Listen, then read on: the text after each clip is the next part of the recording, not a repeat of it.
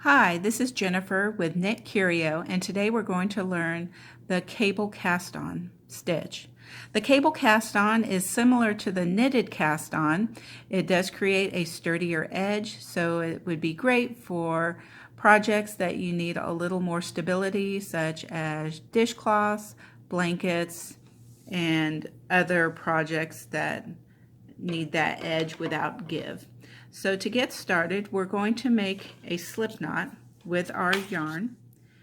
We're going to wrap around our fingers 2 times, take the outer yarn, make an X, take the new outer yarn and pass it over your finger, over the yarn, and pull both legs. And place the yarn on your needle.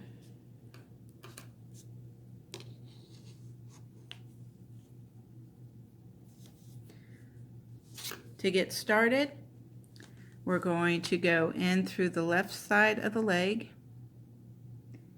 towards the back, wrap our yarn around, pass it through the stitch, and pull out extra yarn for slack to go underneath to avoid twisting the stitch when you start your project on the next row. This cast on and the slip knot does count as a stitch, so be sure to count that in your project for the amount of stitches you need. So for the cable, we're going to actually go between the 2 stitches.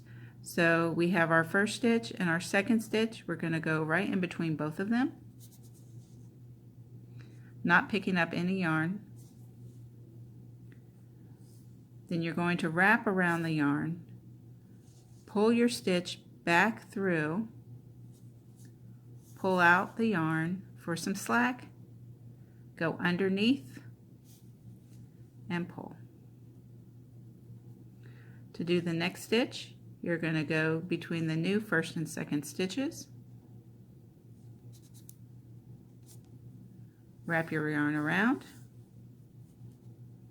pull through, give yourself some slack to go underneath, and place on your left needle and pull. And there you have the basic cable stitch.